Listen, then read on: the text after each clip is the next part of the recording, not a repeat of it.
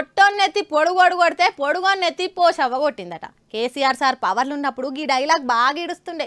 ఇసోంటి పంచులతోటి ప్రతిపక్ష పార్టీలను దెప్పి ఓడిస్తుండే. కానీ ఏం చేస్తాడు పాపం, ఇప్పుడు అదే డైలాగ్ ఉల్టా ఆయనకే తలగబట్టే. గులాబీ పార్టీలున్న 39 మంది ఎమ్మెల్యేలల్లా 30 మంది జంపింగ్ జపంగై షెయి గుర్తు పార్టీల షేరికైతారంట. ఓడిపోతే ఓడిపోయా అనుకుని తడబట్టేసుకొని కూర్చుంటే కనీసం నిమ్మలంగా కూడా ఉండనీరానే.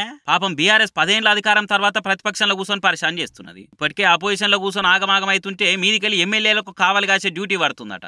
బయటికి పోవాలంటే కూడా బడా లీడర్ల పర్మిషన్ కంపల్సరీనట. ఇన్ని రోజులు లేని ఇప్పుడేంది కొత్త రూల్స్ అనిపిస్తుంది కదా. పాపం వాళ్ళ మటుకు ఏం చేస్తారు, 30 మంది బీఆర్ఎస్ ఎమ్మెల్యేలు గోడ దుంకి కాంగ్రెస్ లో షరీక్ అవుతారట. ఇదేదో గాలి చెప్తున్న ముచ్చట కాదు. కాంగ్రెస్ మినిస్టర్ కోమటిరెడ్డి సార్ బాజాప్తా చెప్తున్న ముచ్చట.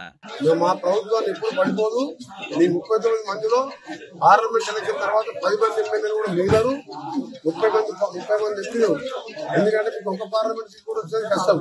ఎంపీ ఎలక్షన్లు ఉన్నాయి కదా, అవి అయిపోగానే బీఆర్ఎస్ లకి గుండు గుత్తగా 10 మంది కార్దికి చేతిలో చేసి కాంగ్రెస్ లో షరీక్ అవుతారట. తెలంగాణ కోసం మంత్రి పదవినే ఇసురు కొట్టేసినోని నా గురించి మాట్లాడేటప్పుడు జగదీష్ రెడ్డి వెనక ముందు చూసుకోవాలి కదా అని గుస్సాయిండు. యాదాద్రి భద్రాద్రి థర్మల్ కరెంటు సెంటర్లను జరిగిన అక్రమాలు బయటకు వస్తాయని, ఇక్కడ బయట పడతాయా అని భయమై జగదీష్ రెడ్డి ఇట్లా మంత్రి సార్ మీద బట్ట కలిసి మీదేస్తున్నాడట. ఇదే కాదు, మేడిగడ్డ బ్యారేజీ కథ గురించి కూడా బయట పెడతారట. చేతిలో రూపాయి కూడా లేక పారాగోన్ చెప్పులకు కూడా తక్లి ఉన్న జగదీష్ రెడ్డి ఇలా వేల కోట్ల రూపాయలకు ఓనర్ ఎట్లయిండో చెప్పాలని డిమాండ్ చేసిండు. ముందు మీ పార్టీ గురించి చూసుకో, మా గురించి తర్వాత మాట్లాడదు గాని అని కౌంటర్ అటాకింగ్ చేసిండు కోమటిరెడ్డి సారు. బీఆర్ఎస్ పార్టీల బామర్దులకు దినాం తన్నుకునుడు గుద్దుకునుడు అవుతుంటే జగదీష్ రెడ్డి బోకర్ పనిచేసే ముచ్చట మాకు తెలియదా. అసొంటోల గురించి ఎంత తక్కువ మాట్లాడితే అంత మంచిదని మస్తు గరమైండు. ఈ కొట్లాట గిట్లాటలు ఏందో గాని మొత్తానికైతే బీఆర్ఎస్ పునాదులు కదులుతున్నాయని కోమటిరెడ్డి సార్ పెద్ద బాంబే వెలిసిండు. కుడి ఎడమైతే పొరపాటు లేదో అని ఏదో ఓదార్చుకుంటే కాలం ఎలా తీసుకుంటుంటే ఇక మీదికెళ్ళి ఇదో గోసున్నట్టుంది పాపం బీఆర్ఎస్ కు.